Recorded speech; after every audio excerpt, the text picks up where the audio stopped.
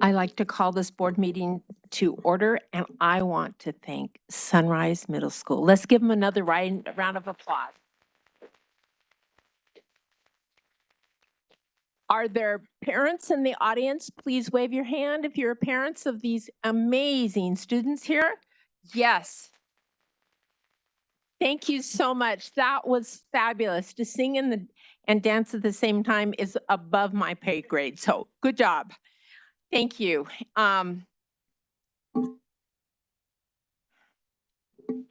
Please join me in the Pledge of Allegiance.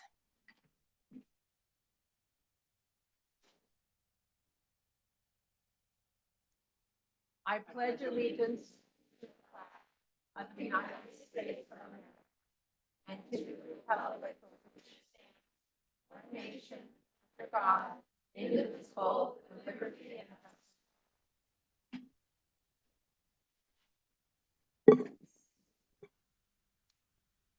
That was just fabulous. Thank you again. May I have roll call, please? Mrs. Baker, Here. Mrs. Greenberg, Here. Mrs. Christensen, Here. Mrs. Case, Here. Mr. Pantera. Here. Next on the agenda is approval of agenda. Dr. Bells. Thank you, President Case, governing board members, cabinet, and guests. Tonight, items approved by consent will not come up for discussion during the meeting, but will be approved when the agenda is adopted. This is possible since members of the governing board receive the agenda along with backup materials at least 24 hours prior to the meeting and have had time to review and consider all items. Prior to the agenda being adopted, members of the governing board may ask that an item be removed from the consent agenda and brought to the floor for discussion at the appropriate place on the agenda. Any member of the audience who submitted a blue public comment card prior to the start of the meeting will be recognized to speak on that agenda item under the items for approval. I'd like to offer the agenda as posted. Thank you. Does any member of the governing board wish to have an item removed from the consent agenda? Prior to the meeting, we received, oh, excuse me, yes. Mrs. Christensen? F5. What is it? F5. F5. Okay. Thank you. Prior to the meeting, we received 3 blue public comment cards, and each speaker will have 3 minutes to remark on a specific agenda item. Those individuals will be recognized to speak under the items for approval. As a reminder, we ask that you please direct your comments to the board. So all those in favor say aye. Aye. Aye. Need a motion. Oh, excuse me, I apologize. Okay, so then we had one change, and then Mr. Pantera, may I have a motion to approve the meeting agenda and the recommended consent agenda items with the change that was made? F5. F5. So moved. All those in favor say aye. Aye. Aye. All those opposed say nay. Any abstentions? Motion passes unanimously. Okay, next on the agenda is governing board statements. Mrs. Baker, would you like to say anything tonight? Thank you, President Case. Thank you, everyone, for coming. The Sunrise students were amazing. I love seeing our kids perform. Since our last meeting, I have been to a Pinnacle choir concert, and I've been to Fireside twice. And what I saw was children engaged, learning, asking questions, participating,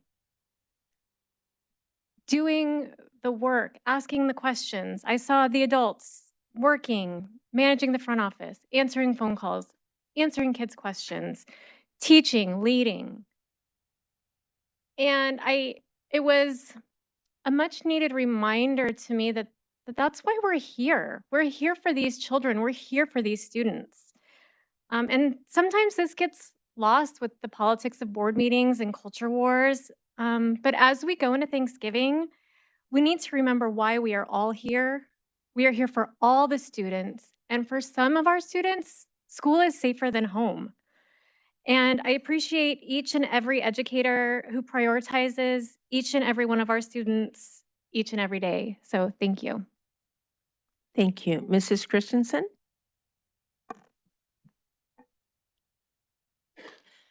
Good evening, everyone. I'm sure everybody on the dais is going to breathe a collective sigh of relief because I don't have a printed statement today, but I would like to thank everybody for coming here today. And it was amazing to see the sunrise performers, and I'm hoping that they will be future Horizon Husky Choir participants in, since they dance so well in Broadway Under the Stars, either through, now I'm forgetting the names of the choirs, even though my son has been in the choir for 4 years, the Show Divas. Show Divas, I'm just going to leave it at that. It's been a long day. Welcome, everybody. Thank you. Mr. Pantera? Good evening, everyone. Thank you for being here. Big shout out and thank you very much for the patrons of our district who voted to help support us with the bond. Okay, I'm very much appreciative of that. It'll help us maintain what we've been doing here and help us to build on the successes we had and go forward with that. Thank you very much. I appreciate it. And I know all the students will too. What happened to me last week was something interesting, I thought. I walk around my neighborhood because I live maybe 5 streets away from Boulder Creek Elementary School, #1 rated school in the state, by the way, for those of you keeping score.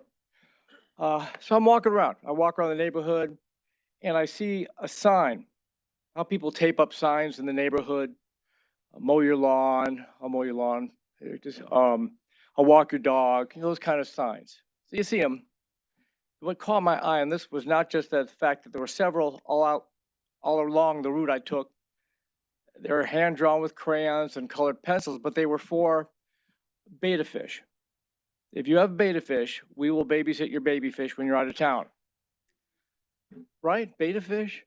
Maybe cats, dogs, who has betta fish? And who's going to see that sign? Anyways, it caught my interest. And I couldn't not stop thinking about it. Obviously, I'm still talking about it right now. But I just want to think that young entrepreneur, that young person who made that, what goes to Boulder Creek or goes to Mountain Trails. Because to me, it speaks to what we try and strive and promote here. Take your skills, take what you've learned, take these state standards, use your creative energy to pursue your passion, to pursue what you want to do. You see it in our electives and all the choices you have when you're in our schools throughout the district. And it just seems to me the student going forth and pushing forth their betta fish dream and passion exemplifies that. So I hope you always embrace that. And again, thank you for passing the bond. If you want to see the picture that I saw, I took a picture. See me after the board meeting. I'll show it to you. It's cute as heck. All right, thank you. Thank you. Mrs. Greenberg? Thank you. Yeah, I would also like to thank the community for voting yes for our PV students, our PV staff, our PV schools, and supporting the bond, and extend that out to other communities around the Valley and around Arizona. There were some phenomenal wins. For example, Tucson Unified hasn't passed a bond issue in years, and they passed, I believe, the largest one ever in the state. Phoenix Union High School District passed the largest one in the Valley. And I think it speaks very highly of how communities view our public schools and want to protect our physical schools by passing such efforts. And obviously there were a lot of overrides that passed as well. So thank you to voters for supporting education. And all I really want to say is much appreciation for our voters, much appreciation for everyone. And I hope everyone has a very warm and thankful Thanksgiving next week. Thank you. I also want to thank our voters for passing the bond. That is very good for our district, and I appreciate everyone's support and belief in public education. I attended Legally Blonde at Shadow Mountain, the North Valley Arts Academy at Shadow Mountain, and I was so entertained. It was amazing. It's a musical. Everything they did was singing, and how they learned all of those songs and they're still going to school while they're practicing for this play. And it was so good.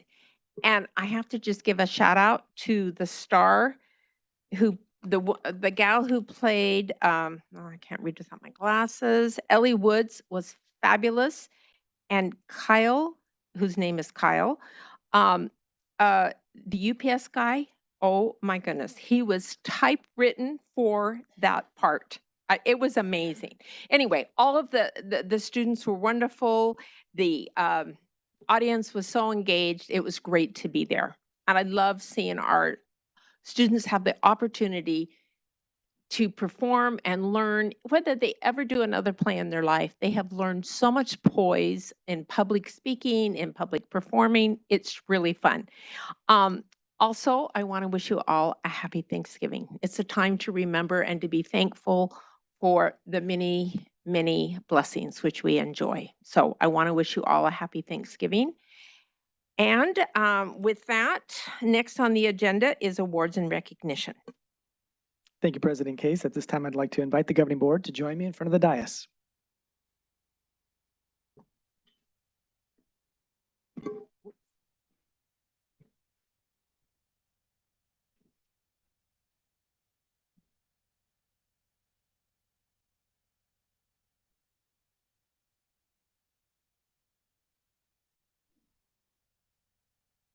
Good evening, President Case, governing board members, Dr. Bales, members of cabinet, and attendees both in person and virtual. Tonight, we have several recognitions to share with you. This evening, we'll be inviting our honorees to the front of the room for their recognition and photo. So once I say your name, please come to the front of the room. Our first honoree tonight is an AIA Division III Girls Swim Dive State Champion and the Division III Swimmer of the Year, earning first place in the 200-yard freestyle and first place in the 500-yard freestyle. Please help me congratulate from Shadow Mountain High School, Danielle Gleason.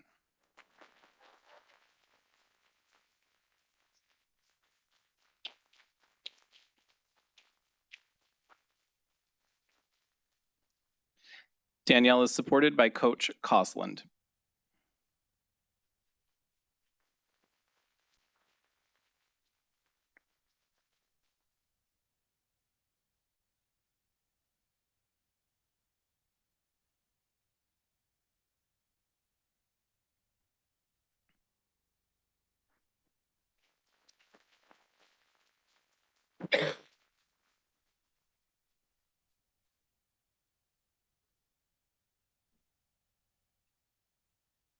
Next up are the AIA Division I Boys Swim Dive State Champions, winning first place in the 200-yard free relay, the 400-yard free relay, and the 500-yard freestyle.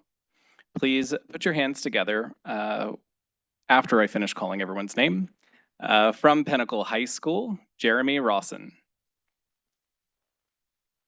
Lewis Esterly, Brady Hullabar, Eddie Flynn, Orion Dietz, Sisman Garbitz, Jai Kermi, Hudson Martz, Ashton Tomes, Johnny Rankel, Alex Blecka, Ethan Zobitz, and Micah Spector.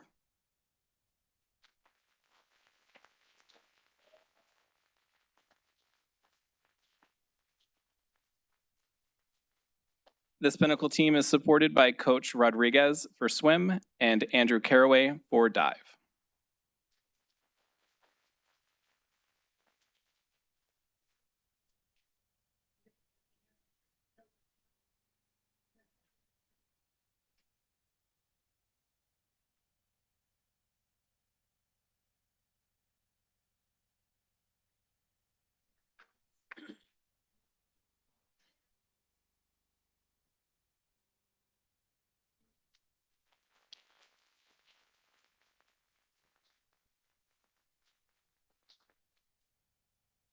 The PVHS robotics team, Team Paradise, competed at the first robotics state championship last month and came home state champions. This competition unites sport with science and technology, where design teams design their own robots and put them through difficult challenges that require great precision and attention to detail. Please hold your applause until the end of the list of names, where you'll help me recognize from Paradise Valley High School, Justin Friedlander, James Gold, Abby Neal, Jackson Trabu,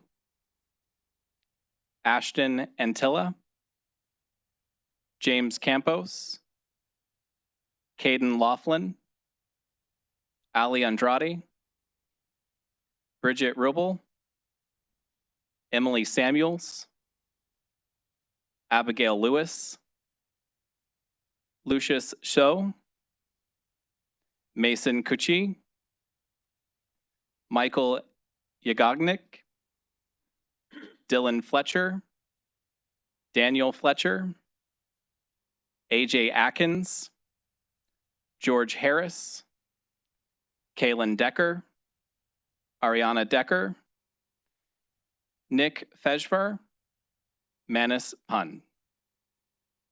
Please give a round of applause for Team Paradise.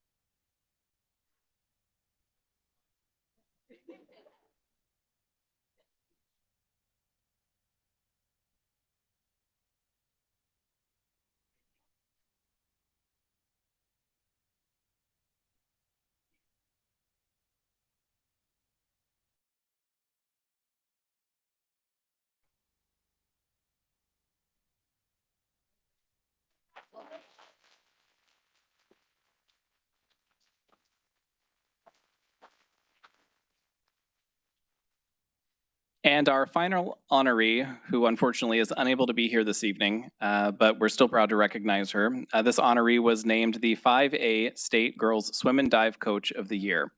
As coach of the Horizon High School Girls Swim and Dive team, this impressive leader has demonstrated unwavering commitment and dedication. With the ability to bring out the best in each swimmer, this coach has led the Huskies to state this season, where they earned second place overall. Please join me in congratulating from Horizon High School, Sam Kramer.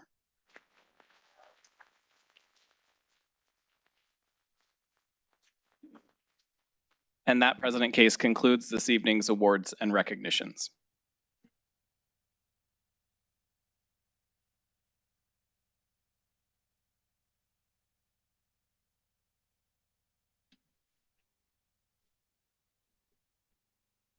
Oh, there's our coach. Changed.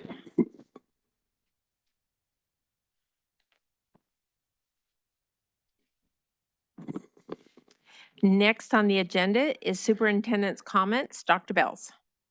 Thank you very much, President Case. In PV schools, we engage, we inspire, and nurture students through high-quality instruction, meaningful educational opportunities, and dynamic learning experiences. One of those experiences is Sounds of the Season. Yes, it's that time of the year again, and Sounds of the Season is right around the corner. Join our K-8 choirs as they celebrate the season and show off their incredible talent with live performances at Desert Ridge Marketplace on Saturday, December 2nd. This unforgettable experience is loved by all and provides a full day of free music and entertainment. It's one that you won't want to miss. And for more information on when those school choirs are performing, which stage, and which time, go to our website and search for Sounds of the Season. And I looked at the Farmer's Almanac, and it's going to be a dry day this year. Last year it was pretty wet. In PV Schools, our goal is to elevate school to home engagement and build strong community relationships. And one way we do this is through our new communication platform, which provides fast and effective communication to families, staff, community members, and students through newsletters, email, text messages now, and voice messages. Families won't need to do anything in order to receive messages from the new system, but are encouraged to make sure that all the contact information is current and up to date in Infinite Campus in order to receive text messages or phone calls during the times of crisis or for important announcements. We do this on an annual basis, but if you change phone numbers or such, please make sure that those are updated throughout the year as well.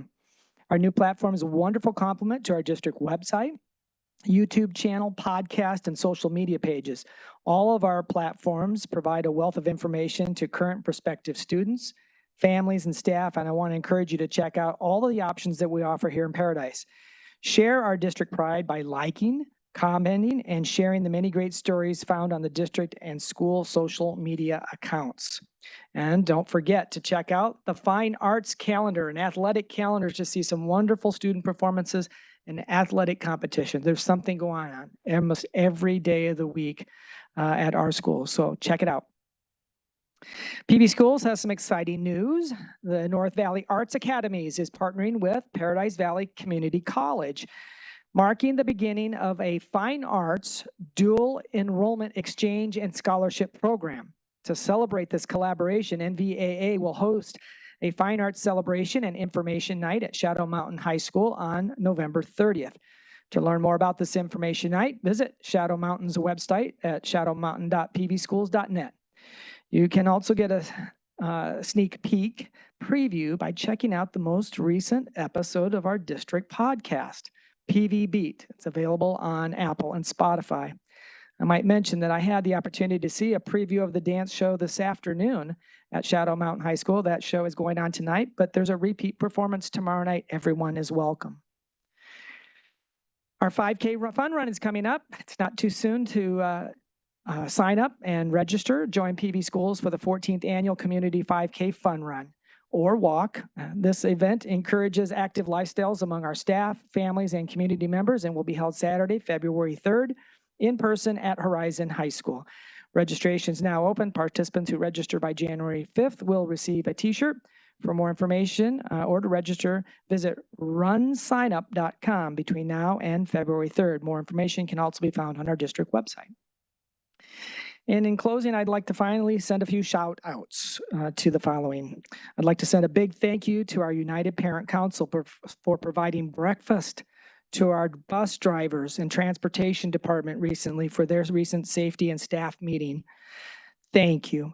And to the students and staff of Shadow Mountain for inviting me to attend their Jobs for Arizona Graduates initiation and installation ceremony. It was amazing. The students planned the whole thing.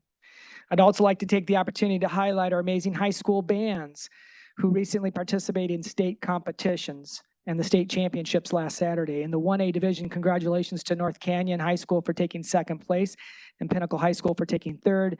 In the 2A division, congratulations are in order for Horizon High School who took third and Paradise Valley High School who took fourth. Way to represent Paradise at the state level. And those conclude my comments, President Case.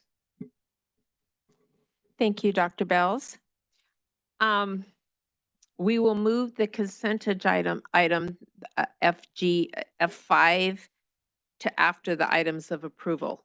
That's how it's set up to do. Next on the agenda is items for approval. Dr. Bells. Thank you, President Case, Governing Board members, Cabinet, and guests. And tonight we present for approval the 18 policy revisions that we presented for first reading at our last meeting. The policy revisions, as mentioned at our last meeting and individually presented, were the result of legislative action. I would like to summarize two minor revisions since the last reading, since the first reading, and then I would be available to answer any questions as a group for all 18 items, and then I would suggest that we make a motion to approve G1 through 18. But if you look at item G8, the IGA policy, the one word that changed in that policy was will to may. And then in the other policy revision was in number 18, G18. That policy added the words "or legal guardian." That was mistakenly omitted from the first reading. We added "or legal guardian" throughout the document. Those are the only two revisions from the first reading.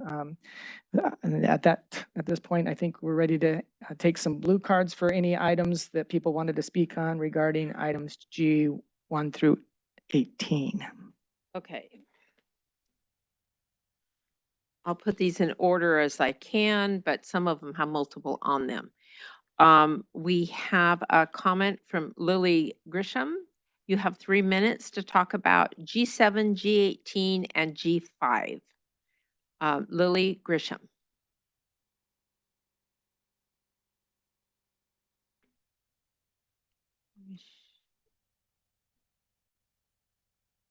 Yeah.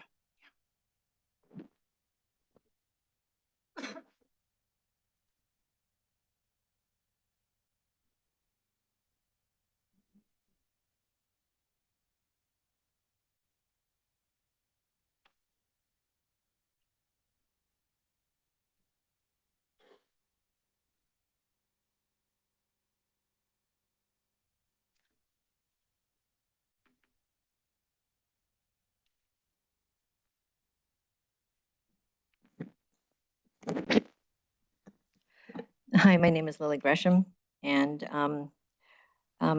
items for approval, the consideration and approval of revisions for governing board policy BEDB on the agenda. I don't think that 24 hours is really enough time for you guys to have to review and research the items. Sometimes the agenda is short, but sometimes it's quite lengthy, and I don't think, I mean, it's not enough time for the public, but the public's not as important as you guys having that information, even though you guys get backup materials and whatnot. I just don't think 24 hours is enough time. Okay, so that's G5. On G7,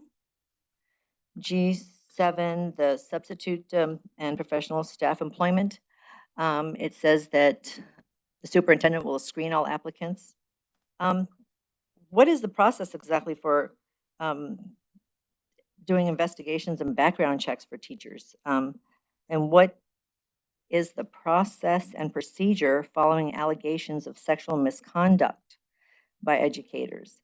I mean, including notification to parents and students before or after a guilty plea, because I was reading August 31st, 2023, that 56 Arizona educators faced discipline for sexual misconduct with minors just this year.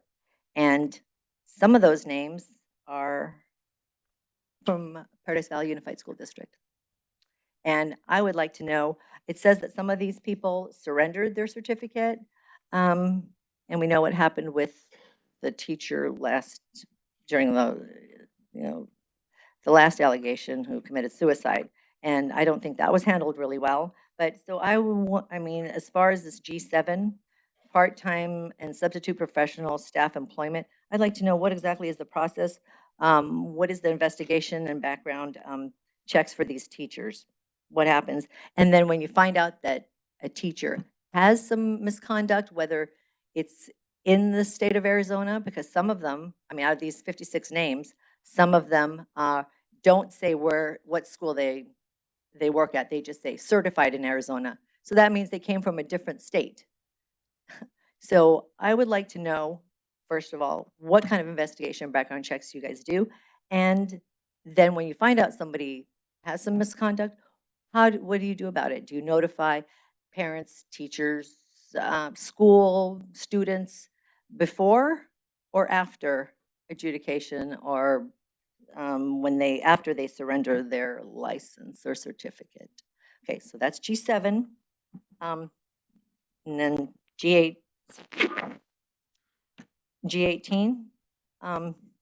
G18, you said that the only thing that was added was legal guardian, I guess. Yeah. My concern is, like, why does it have podiatrist on here? A podiatrist has not even gone to like traditional medical school. A podiatrist just deals with issues of ankle and feet. I mean, if you're going to put podiatrist on here, why not put like, I don't know, optometrist? Why not put like every specialized medical occupation? I would think that healthcare practitioner and MD, DO, and NP would pretty much, cover the rest of the gambit. But podiatrist really sticks out. I don't know, it really bothers me. I mean, he's just a foot doctor. Why not have every other kind of a specialty doctor on there? Okay. And that's it. Thank you. Next is Ronnie Milburn on G8.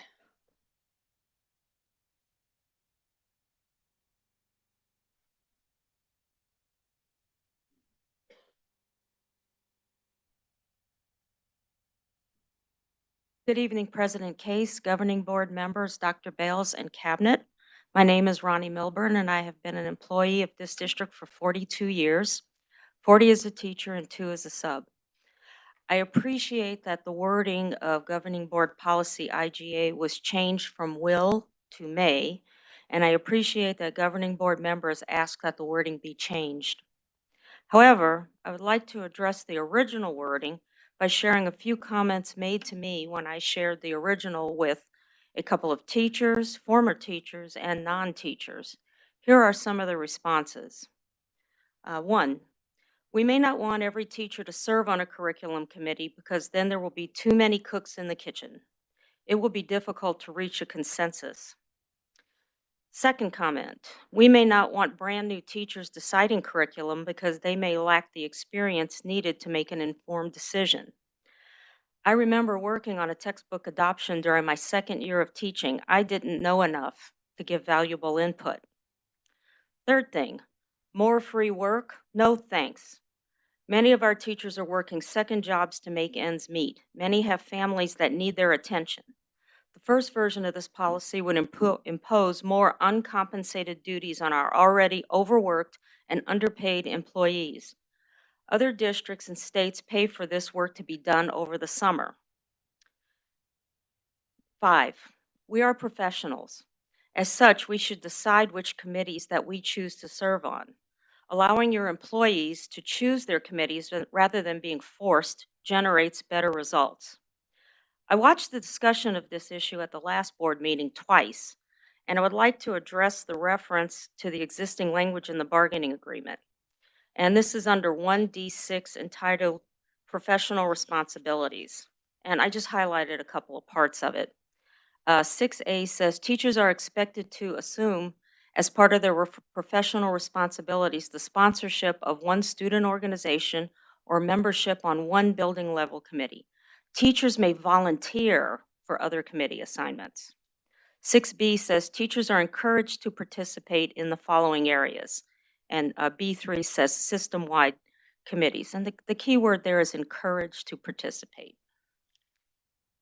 Finally, I am concerned that there will be more attempts to change governing board policy language that will change working conditions outside of negotiations. Thank you for your time.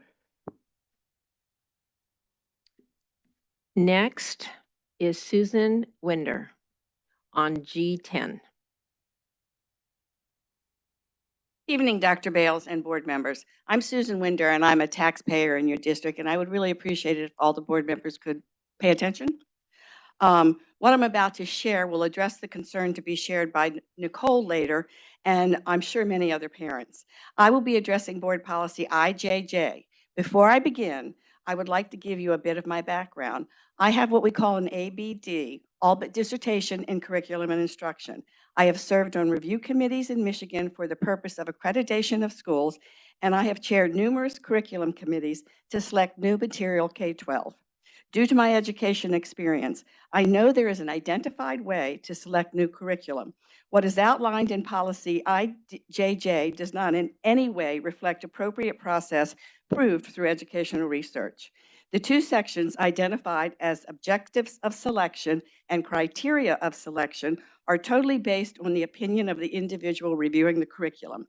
This is a huge no-no.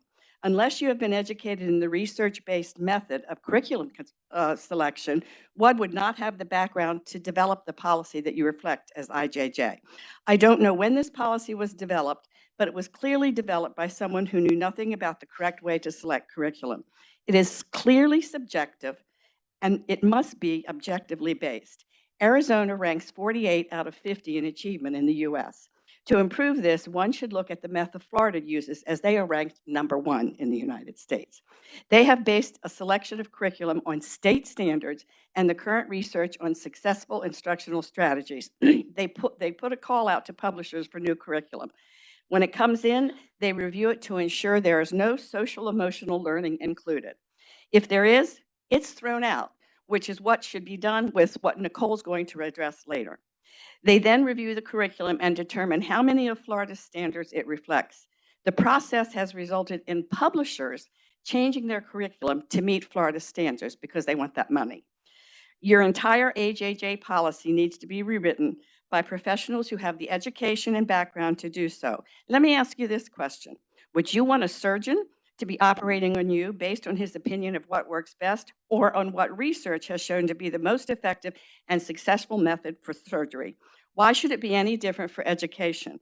Education is the future of our country, and this policy greatly undermines that and our students. Please change it. Next, Dr. Bales, that's the end of our blue cards.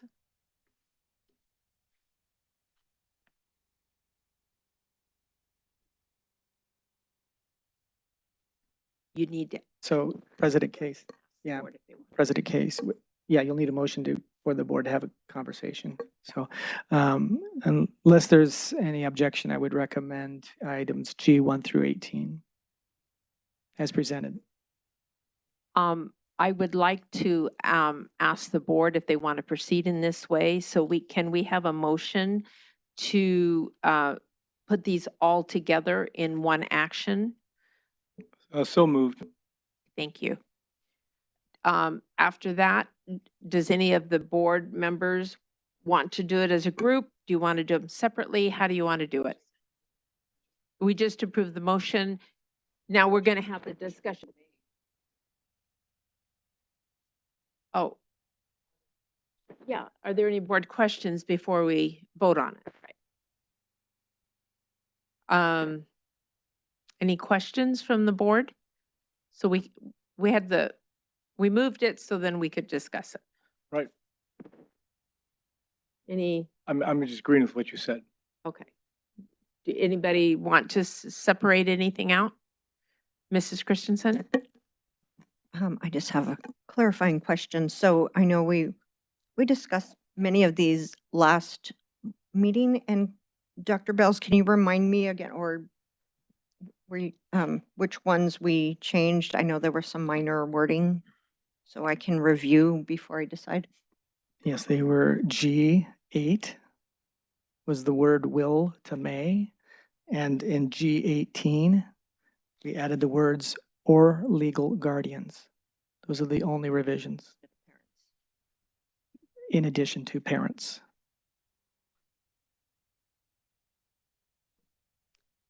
Does anyone on the board want to separate these out?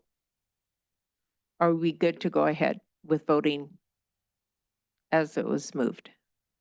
It's fine however you want to do it. I had to ask you in public how you wanted to do it. We're ready to vote then? No, is there any more comments? Are you ready to vote all together on them? Is that everybody? Okay, so,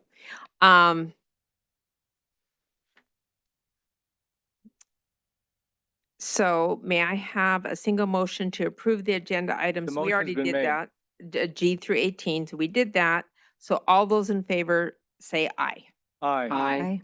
All those opposed say nay. Any abstentions? Motion passes unanimously. Okay, next on the agenda is gifts and donations. It's very confusing when you change anything on the agenda. I apologize. Okay. We appreciate all gifts given to our district. We do not take them for granted, and we are so appreciative of the community support to our schools. It means everything. I would like to mention a few of these that have come to our district. At Explore Middle School, Erica Greenberg donated $1,000 to the Students PBIS Trailblazer Lounge.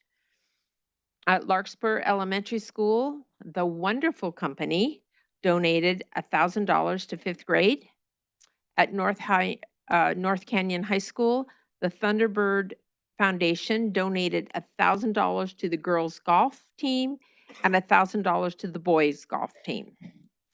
At Palomino Intermediate School, PV Schools Education Foundation donated $1,499 to Field Trips PBIS or STEAM. At Palomino Primary School, the PV Schools Education Foundation donated $1,400 to Field Trips PBIS or STEAM. At Shadow Mountain High School was the Thunderbird Foundation donated $1,000 to the boys golf team. And at Sky Crossing Elementary School, Son and Vu donated $1,000 to the sixth grade field trips. At Sunset Canyon Elementary School, PV Schools Education Foundation donated $1,400 to the field trips, PBIS, or STEAM. We are so grateful for these donations, and may I have a motion for acceptance of gifts and donations, please? So moved. Any board members wishing to make a comment? All those in favor say aye. Aye. All those opposed say nay. Motion passes unanimously. Now is when we're going to cover F5. So, Dr. Bells, F5, it's consideration and approval of resolution number 552, an agreement between ASU Lodestar Center Experience Matters RSVP program and Paradise Valley Unified School District. Thank you, President Case, governing board members. Dr. Juris is not here to answer all your questions. We'll do the best we can. The agreement allows this partnership with ASU to provide senior citizens, retirees to participate through our VIP program as volunteers. The volunteers will follow our VIP application process, which includes fingerprinting and background check. The agreement has been reviewed by legal counsel and we present for approval. Any questions of the governing board? Mrs. Christensen? Yeah, I have been reading through all of the detailed documentation. I still don't understand fully the scope of this partnership. We already have an existing VIP program, and it states that the Arizona Board of Regents, on behalf of Arizona State University and ASU Lodestar Center Experience Matters, will be partnering with Paradise Valley Unified School District. I didn't, maybe I passed it, but I didn't see anything about any monetary exchange. Is it just a volunteer program? And how does it differ from the VIP program as we have it today? President Case, Mrs. Christensen, governing board members, there is no monetary exchange for the partnership between ASU and Lodestar. They're certainly outlining in their agreement the agency responsibilities, things that they will do, and things that we will do. It's not significantly different, but as an organization who's actively recruiting a group, they sought out the opportunity to formalize the relationship. So we didn't object to that. Should we have a Mr. motion Panther? before we discuss these items? Oh. Yes. Will you have a motion, please? Yes, I move that we discuss item, is it GF? Approve item GF. Is it GF? It's G5. Yes. It's F5, excuse me. F5. It's F5. I move that we approve this item F5. Thank you. Now we can discuss it more fully. Yes. Any other comments? Is my understanding the difference is VIP has to do with children in elementary school more? It doesn't have, no. No, the It- VIP program solicits community members, grandparents, things like that. So they're just individuals that come to us. This is an organization that wants to work to actively provide volunteers. So we support their endeavor and the efforts that they want to take on their end to recruit. And then they would have more volunteers in our schools. Yes. Which have made such a vital difference in our schools. Any other comments? Questions? Yeah, I just, Mrs. thank you for Christensen? the clarification. I just get concerned when I see a memorandum of understanding of 4.5 pages. So I just wanted to make sure that I understood the scope and that it's partnering with our current VIP program. So they will be going through all of the fingerprint clearance or whatever they have to do to volunteer in our schools. And it's just more volunteers. Okay, I'm okay now. I just wanted to Okay, Thank you. get my questions answered. we've had it moved, so all those in favor say aye. Aye. All those opposed say nay. Any abstentions? Motion passes unanimously. We are now on public comment.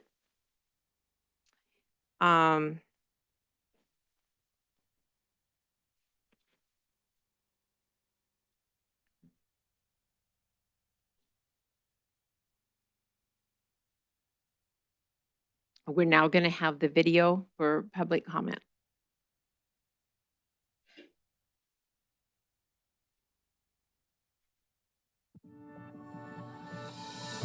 Call to the Public is about to convene. This portion of today's meeting allows the public the opportunity to address the governing board. Although state law does not require that the governing board hold a call to the public, the Paradise Valley Unified School District and its board have chosen to do so because we believe it's important to hear about concerns and issues from our community. While Call to the Public is not designed to be a discussion, the board is here to listen. Due to Arizona open meeting law, the governing board cannot respond to, discuss, or take any action on items brought up during this time. However, staff members may be directed to get back to you and address individual concerns.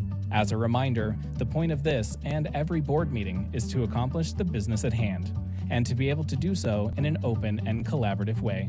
All in attendance are expected to observe meeting rules, as well as rules of politeness and decorum, so that we may serve as an example to our students that issues can be discussed in a respectful and civil manner. Tonight, we have 7 people who have submitted comment cards prior to the start of the meeting. Each speaker will have 3 minutes for remarks. As a reminder, we ask that you please direct your comments to the board. Please state your first and last name when you come to the podium. Our first speaker will be Jackie Clayton, followed by Mariah Reed Brown.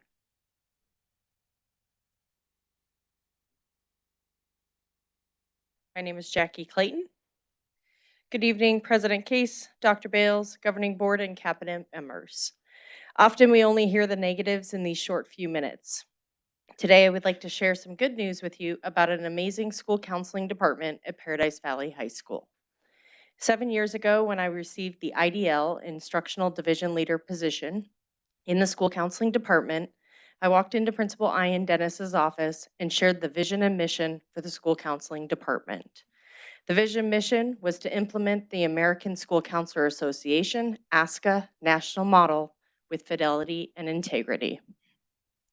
As the national model, ASCA informs school counselors nationwide on how to define, manage, assess, and deliver a data-informed and driven comprehensive school counseling program. I was most excited to share my long-term goal of becoming a recognized ASCA model program, also known as RAMP. With an open mind, he said, absolutely, go for it. With the support and guidance of an incredible administrative team over the last several years, I am proud to say we have implemented the ASCA national model with fidelity and integrity. On October 11th, 2023, the PVHS counseling crew, as we call ourselves, submitted the application to be reviewed and to become a RAMP school. In the state of Arizona, There are currently only 3 schools that actually hold this honor. With high hopes, we wait to hear back from ASCA, and in early February, we plan to return to the board and share more great news with you. In closing, I want to recognize and thank all the team members that have been a critical part of this journey. This is a task that cannot be accomplished alone. Counselors, Stacy Chambers, Jackie Clayton, Mariah Reed Brown, Carlos Monterosa, and Ted Scourin. Our social worker, Jessica Vargas. Our counseling administrative support team, Janice Myers, Jory Jones, Robin Reed, Stephanie Chavez, Miriam Mancias, and Blanca Lieberman. And finally, our administrative team, Ian Dennis, Maureen Minnick, Paul Havlovic, Jennifer Jarris, Mariah Barber, and Christian Allen. Thank you for your time. Next is Mariah Reed Brown, followed by, I can't read this. Wodenberg? Rodenberg? Okay, Mariah. Good evening, President Case, Dr. Bells, Governing Board, and Cabinet members. My name is Mariah Reed Brown, and I have the pleasure of being one of the counselors Jackie Clayton works with at PV High School. As a first-year counselor, I was beyond excited to work with the department that followed the ASCA national model and was planning to apply for RAMP. Regardless of the results, I wanted to take this opportunity to shine a light on the approach and impact of our counseling department. Following the ASCA national model, a comprehensive school counseling program is designed to make data-informed decisions which drive the goals of the school counseling department. For example, last year, we focused on decreasing the total number of Fs freshmen received during their first semester of high school. During freshman advisement, we focused on study skills to help with passing classes. As a result, we saw a 26% decrease in the total number of failed classes during the first semester, a total of 235 to 173 compared to students from the previous school year. While we saw some improvements, we still wanted to find a way to add additional interventions and further impact a successful transition to high school. So this year, we reviewed the district's strategic plan, the portrait of a graduate, our school's improvement plan put in place by our administrative team, and CCRI data that would impact our overall school letter grade. To continue, with improving the success rate of all ninth grade students on campus, we are proud to say we have implemented a program called Pride Strong, a PBS model program that delivers a structured curriculum to all ninth graders over the course of their entire school year, embedded in our English classrooms. The goals of Pride Strong is to increase student engagement with their peers, campus activities, challenging coursework, and advocating for themselves on and off campus. To conclude, I would like to recognize and thank all of the stakeholders that have played a supportive role in the work our school counseling department continues to do. To my fellow counselors, Stacy Chambers, Jackie Clayton, Carlos Monterosa, Ted Scourin, and myself, our social worker, Jessica Vargas, and our amazing administrative team, Ian Dennis, Mariah Barber, and Christian Allen. And a big thank you, of course, goes to our freshman English teachers for sharing their classroom and time with the counseling crew, as well as our advisory council who provides substantial feedback on how our school counseling department is doing. I want to end with a personal kudos for Jackie Clayton and myself. On Tuesday, November 14th, proposals that we submitted to the AZ ASCA conference, which will occur in February, were selected, and we look forward to representing both PV High School and our PV district. Thank you. Next is Rudenberg, followed by Lily Grisham. Good evening, dear council members, Dr. Bills. I just wanted to bring to your attention that we have a proposal to get a commercial center right next to and north of Pinnacle High School. I'm original Fireside resident.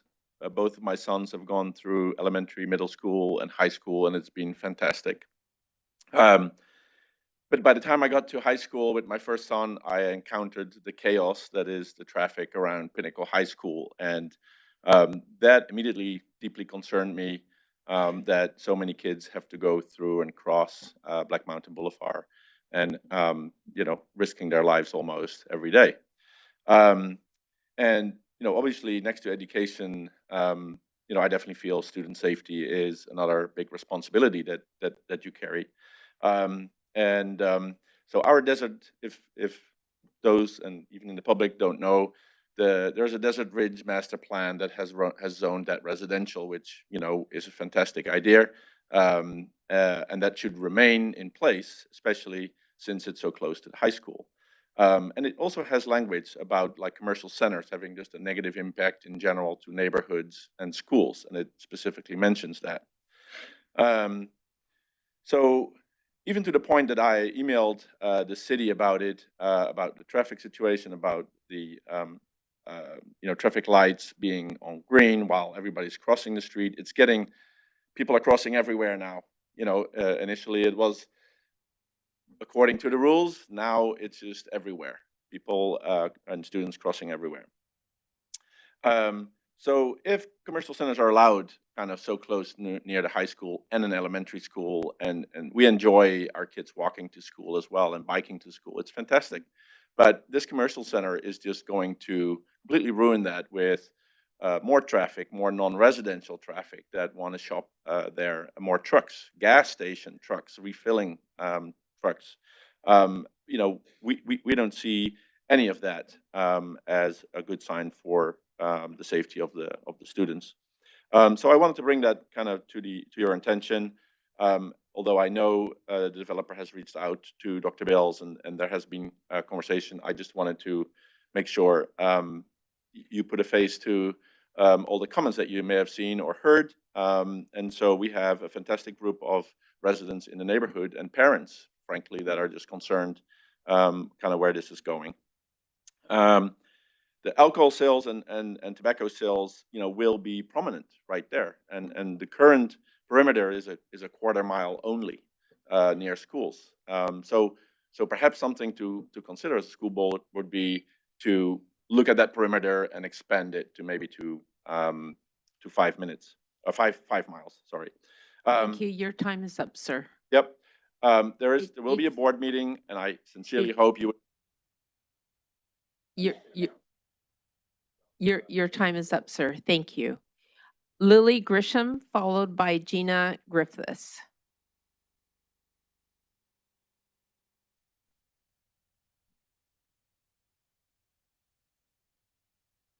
Hi, my name is Lily Gresham. Thank you, everyone.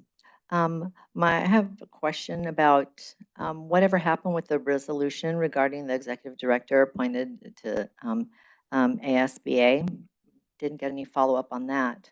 I'd like to know what happened. And I would like to talk about book banning. All students deserve the freedom to read and learn about the truth, the world, and themselves. Book banning in schools is a really bad idea for several reasons. It suppresses knowledge. Banning books limits students' access to diverse ideas, cultures, and perspectives, and hinders their ability to learn about the world. It inhibits critical thinking. It discourages critical thinking and the development of students' ability to analyze and question and form their own opinions. It stifles creativity. Restricting access to literature can stifle creativity and prevent exploration of complex and controversial issues. It promotes ignorance. Banning books can lead to ignorance about important historical events, social issues, and diverse cultures, and has a chilling effect and can discourage authors from addressing sensitive topics and dissuade teachers from using certain materials, ultimately limiting intellectual growth. Instead of banning books, educators and experts should advocate for open discussions and textualizing materials. However, some people think that schools teach pornography, or there's too much pornography in schools, and they would like to have more scripture, Bible in school. So I pulled out some Bible verses about Old Testament, Ezekiel 23. 2 adulterous sisters. The word of the Lord came to me, Son of man, there were 2 women, daughters of the same mother. They became prostitutes in Egypt, engaging in prostitution from their youth. In that land, their breasts were fondled and their virgin bosoms caressed. Therefore, I delivered her into the hands of her lovers, the Assyrians, for whom she lusted. They stripped her naked, took away her sons and daughters, and killed her with the sword. Ezekiel 23:19-21. Yet she became more and more promiscuous as she recalled the days of her youth when she was a prostitute in Egypt. There she lusted after her lovers, whose genitals were like those of donkeys and whose emissions was like that of horses. Now, to me, that's pretty pornographic, and there's more porn in the Bible than I think I don't think there's any pornography in school. I think it's literature. I think it's it's been literature for the last, I don't know, century. So when people say that there's porn in school, I would like them to give an example, just like I did, from the Bible. Thank you. Gina Griffiths, followed by Nicole Klutwick.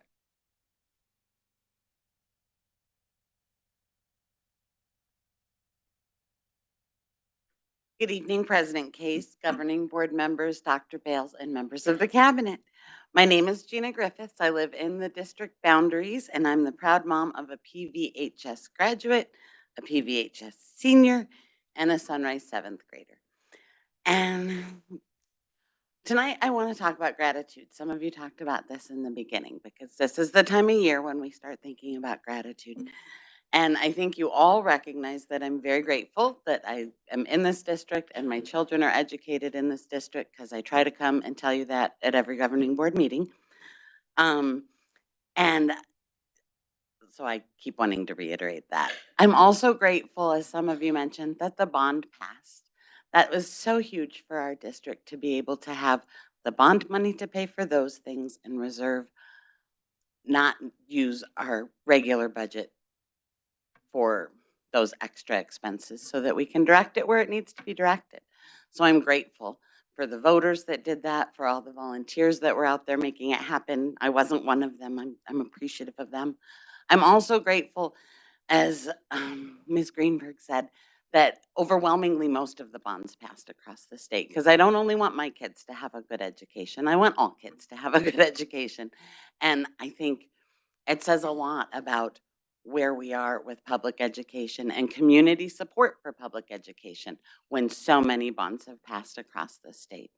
I think we can also look at those elections to see, kind of feeding off of what Lily said, that there's been a big rejection of book banning, of the culture wars, of attacking students who are different, and we're the community's not accepting that. That's why I keep coming up to try to talk. I think most people are happy with the way PVHS works, with our diversity, equity, and inclusion focus. Most folks understand how important that is. And then they don't come out and they don't say anything because they're content because it's going well. And then there are a few folks who are unhappy and they come out and they're the ones that talk. So that's why I keep doing this.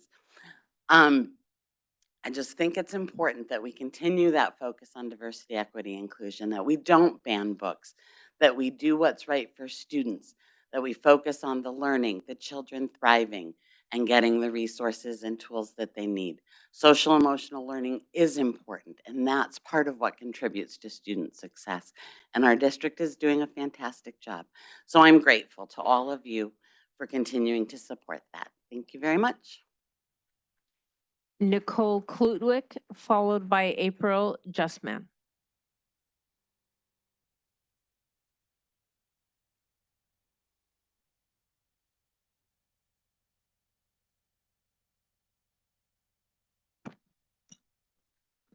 Hello, board. Thank you, President Case, board members, Dr. Bales.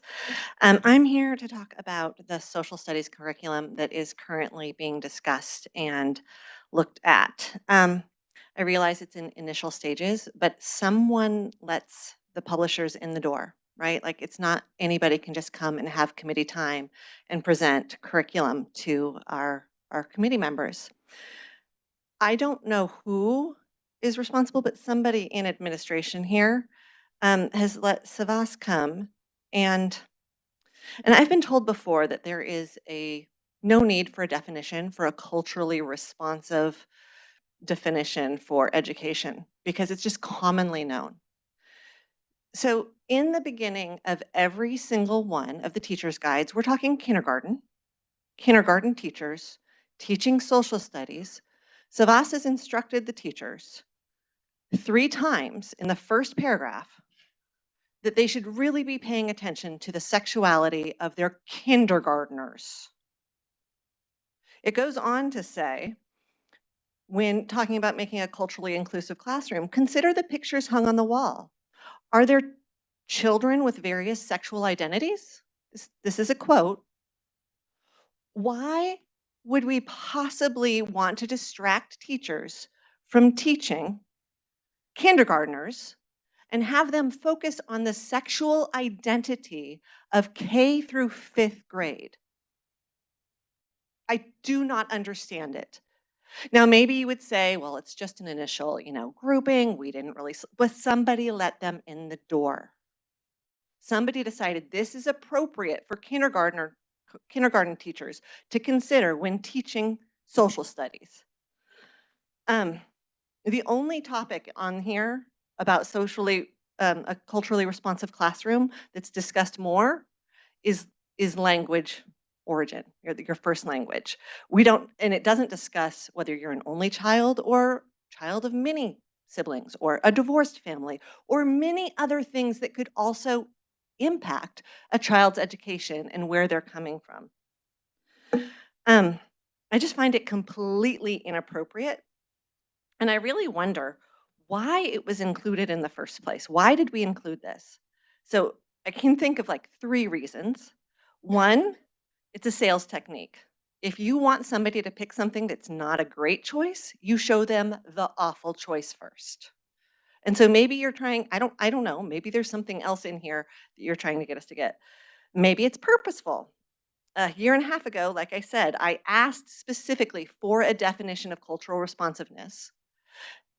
And I was told it's just commonly understood. So maybe you already knew it was social identity. Or maybe it's negligence. I'm not sure. Thank you. Thank you. Next is April Justman.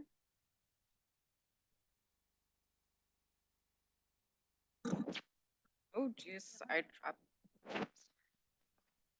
Good evening. My name is April Justman, and I am here to follow up on what Wouter Rudenberg already discussed, the commercial rezoning application that was submitted for the vacant parcel of land immediately adjacent to Pinnacle High School and also near Fireside Elementary School. There is a significant contingency of residents who believe that this commercial development poses a serious threat to student safety. The threat that we see is twofold. One, the developer's traffic impact analysis report estimates an additional 11,320 new weekday daily trips to an already dangerous intersection for our students. And 2, the commercial development would easily mask anyone who intended to do harm to the school or to the students from typical neighborhood watch type tactics, because our neighboring residents would no longer be able to identify who or what belongs in that area versus what might actually be a threat to our students. As a mother of 4 children, including one with a heart transplant, I'm very concerned about the safety of the students at Pinnacle and Fireside. Each of us who are already acutely aware of these dangers have a responsibility to keep these children safe. I am all too familiar with the loss of a child in a traffic accident, as that was how my child received their transplant. Reactive thoughts and prayers are reckless when we can be proactive now. We would ask that you consider sending a representative from the PV district to attend the January 4th Planning Commission meeting and speak to these concerns so that our children can remain safe. Thank you.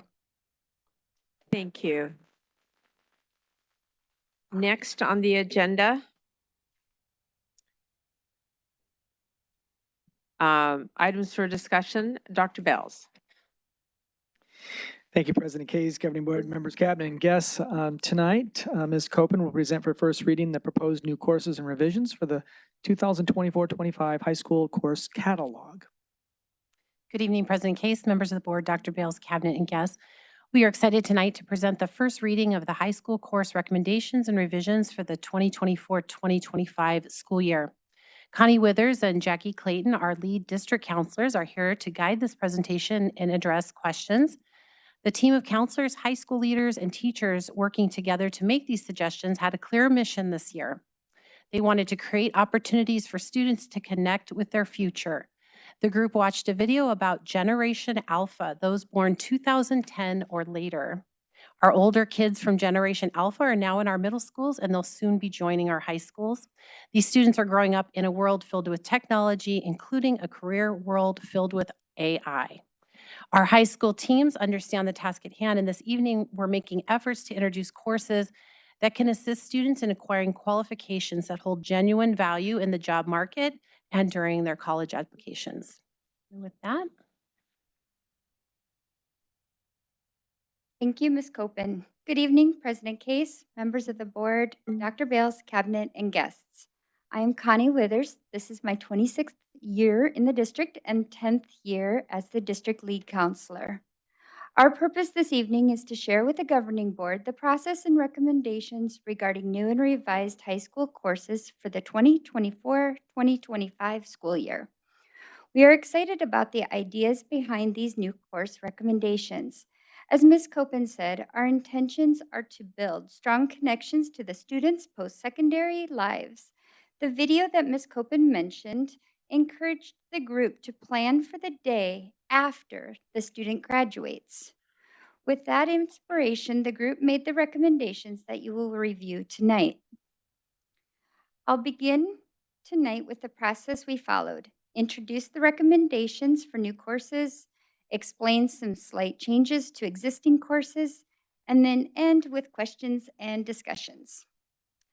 Early in the school year, high school teams and departments submitted course addition and revision recommendations. This year, the school teams were looking for opportunities to assist students in achieving post-secondary credentials, increase connections to work-based learning, and open opportunities for more honors class experiences. Teams submit courses and rationale via Google Docs. These recommendations are initially reviewed by myself, Jackie Clayton, and Jean Copen. The course recommendations are then brought to the APC team, a team composed of lead counselors, curriculum assistant principals from each high school, and other department representatives. At our October meeting, we facilitated a discussion of each of these course recommendations and add justification for the course. We asked our team to look at the course through the lens of the following 5 questions. What is the rationale for the new course? What is the pathway for the new course? We encourage our schools to look at opportunities that will allow students to complete credentials. What impact will this new course have on other courses on your campus? If the course has a fee, what is the purpose of the fee? And will this new course have impact on your staffing? Each course was reviewed and discussed, and the team reached agreement on the following course additions and changes presented to you this evening.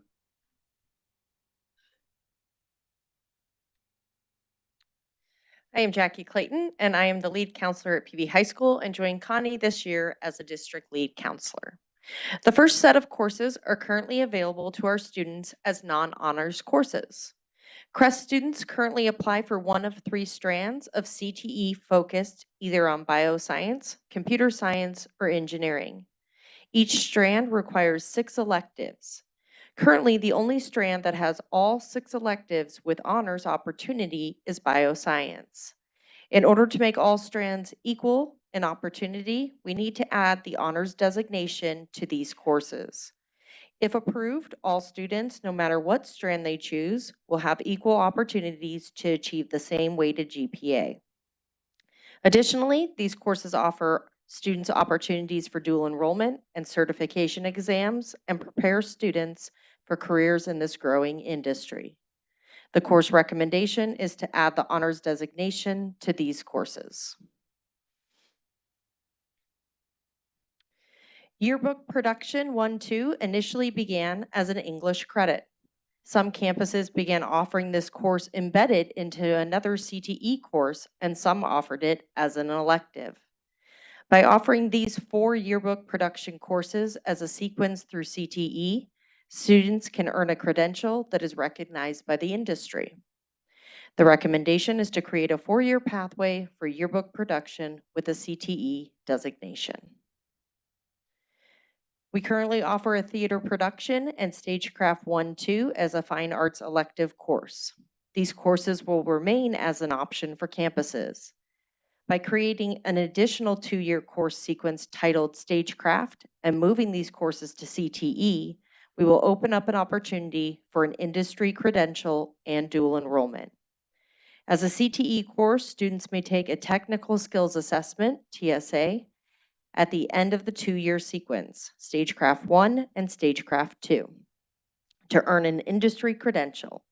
The industry credential specific to Stagecraft is OSHA 10 Construction Industry. The recommendation is to create a 2-year pathway for Stagecraft with a CTE designation.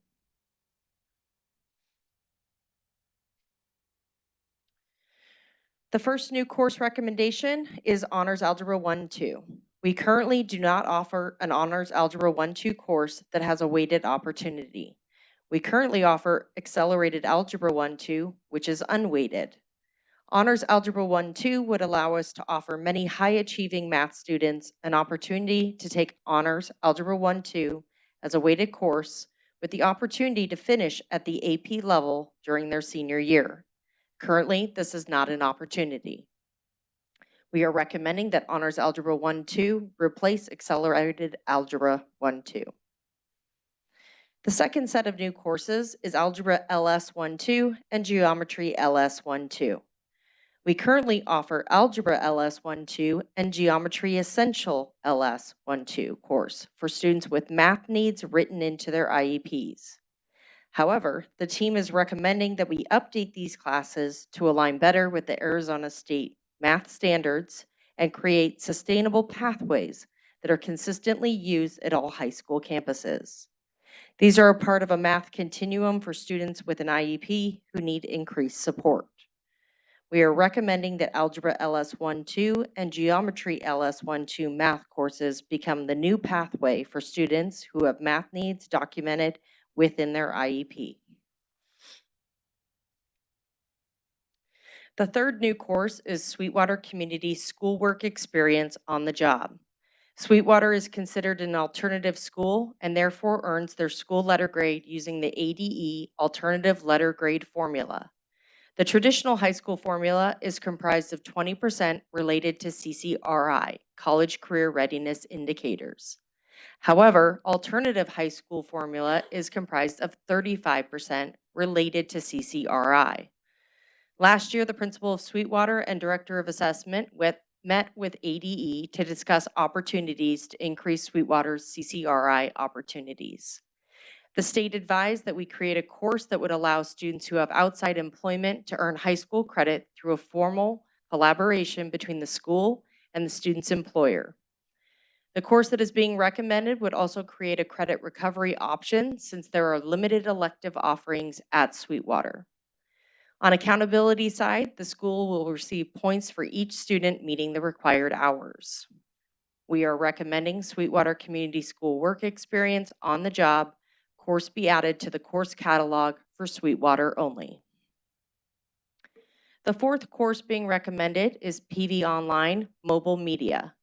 The addition of this course will open up a photography elective course opportunity for PV Online students.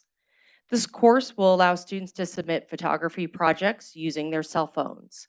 This course will help us build a more robust fine arts program for our remote students. We are recommending the addition of PV Online Mobile Media for PV Online students only. The fifth course being recommended is AP Chinese Language and Culture. This course will provide students in the dual language and immersion program to complete an AP junior level course. Students will prepare to take the AP Chinese Language and Culture AP exam, as well as the Seal of Biliteracy in Mandarin. We are recommending the addition of AP Chinese Language and Culture as the completion course for Mandarin dual language and immersion students. In addition to new courses, our APC team is also recommending changes to 3 existing courses. AP French 910 and Photography 1, 2, and 3, 4 were courses that were brought to the committee for discussion. The recommendation was to add a dual enrollment option to the course descriptions. This led the team to discuss the fact that there are many courses in our catalog that could also qualify as a dual enrollment class if the instructor has the proper credentials and the community college or university offers the course. We are always striving to provide students the opportunity to earn college credit during high school. In addition to adding a designation that indicates an opportunity for dual enrollment and college credit to these 3 classes, we would also recommend that this be added to all courses that have this potential. Annually, the community colleges collaborate with PV high schools to decide which courses are eligible for dual enrollment for the following school year. That concludes the APC team's recommendations, and we are happy to answer any questions you might have. Thank you so much. Are there any questions or comments from the board? Mrs. Thank you so much for your presentation. I have a question about the geometry and the algebra, the LS. How is it different from the essentials? Or is it different? Like the geometry LS compared to the geometry essentials? There's not like a description in. The LS description is for students with IEPs, which is different. You know, they have special needs, so we follow the standards for those students. They follow the same standards, they just get additional support. Okay, and is it more than the essentials that they have right now? It would be the same. It would just better align to the state Better, standards. okay. Okay, thank you. Any other questions? Yes, I have. Oh, go ahead. This is great. Mrs. Greenberg? You could have called on him. No, I just want to say thanks for the presentation. I found it fascinating, or I don't know, serendipitous that there was an article on AZ Central or possibly in the Republic, but I only see it online, about the dearth of computer science courses in Arizona and how far down the list we are. So it's great to see that we, have such a robust program at Crest and that we continue to open our offerings, particularly in this area. But I was very excited when we first got the course descriptions to see everything that was being proposed. But having seen that today, it's like, all right, go computer sci. Thank you. Mr. Pantera? Thank you. I have a question regarding the Honors Algebra 1-2. Now, it says it's a new course, but then didn't you say then you're eliminating the accelerated algebra?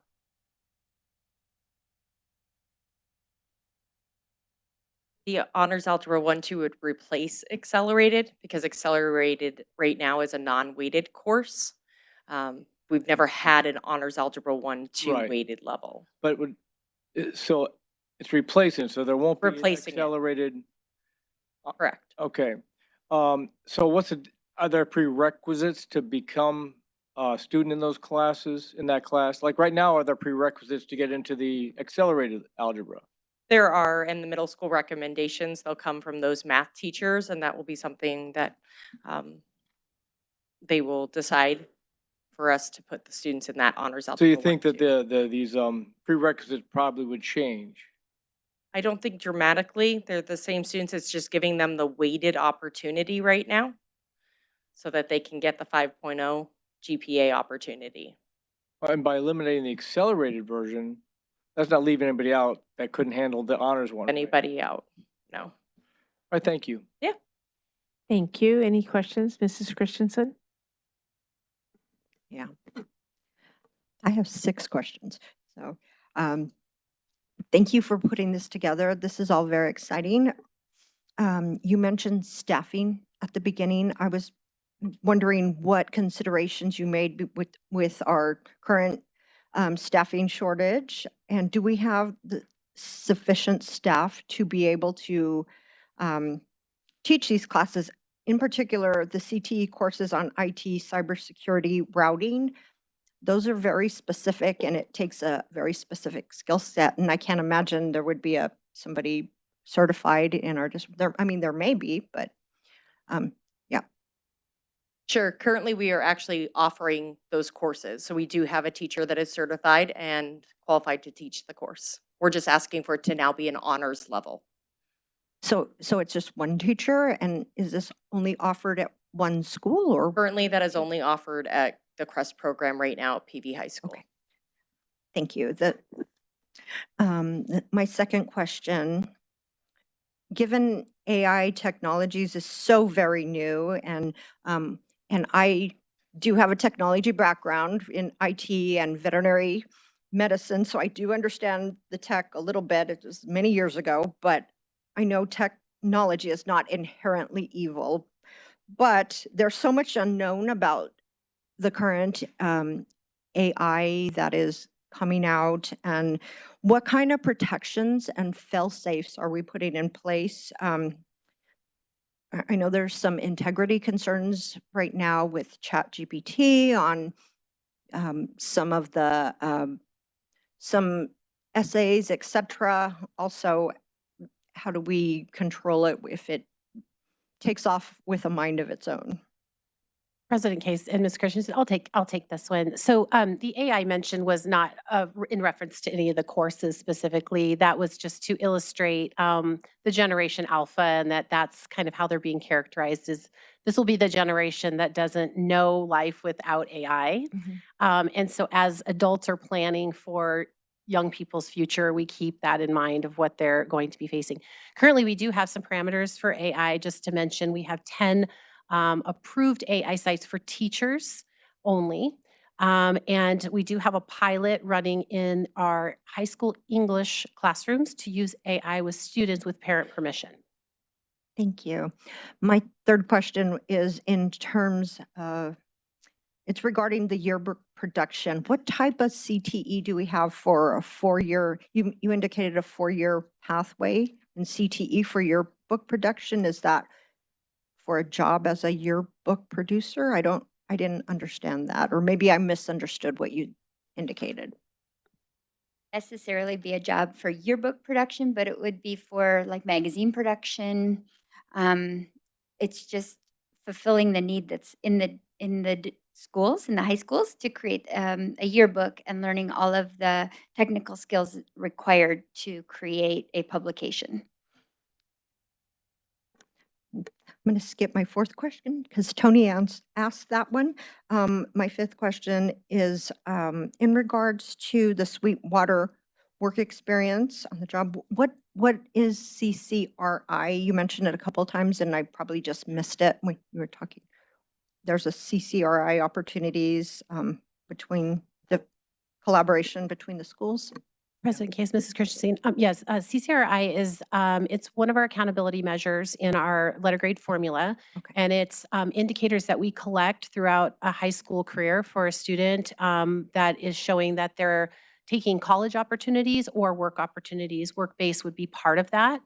And as we mentioned in the presentation, Sweetwater's formula has a larger percentage of their letter grade dedicated to that part of the formula, the CCRI.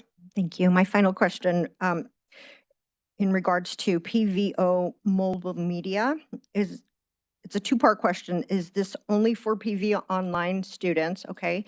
And the second part is, again, in terms of student safety, our cell phones aren't necessarily protected by the district policies on, with firewalls, et cetera. What are we doing to ensure that everything is safe if they're going to be utilizing their own cell phones to do this mobile media online project?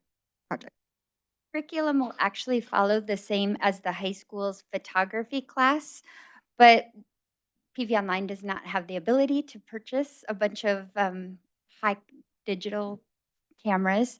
So we were just using the cameras for the picture taking, but it's going to be more about exploring how to take good pictures. What art is out there that actually uses photography, and how you can make your pictures, even on a cell phone, look like that.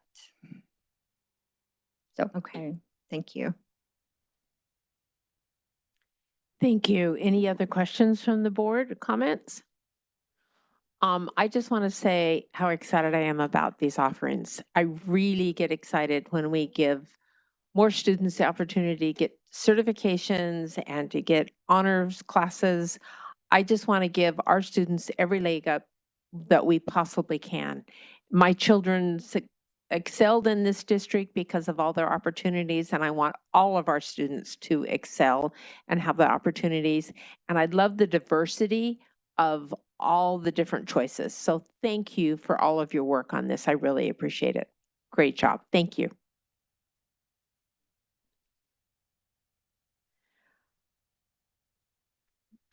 Before we adjourn, I would like to remind you that the next regular board meeting will be held on Thursday, December 7th at 6:30 p.m. May I have a motion to adjourn? I move that we adjourn. All those in favor say aye. Aye. All those opposed say nay. Motion passes unanimously. Thank you so much.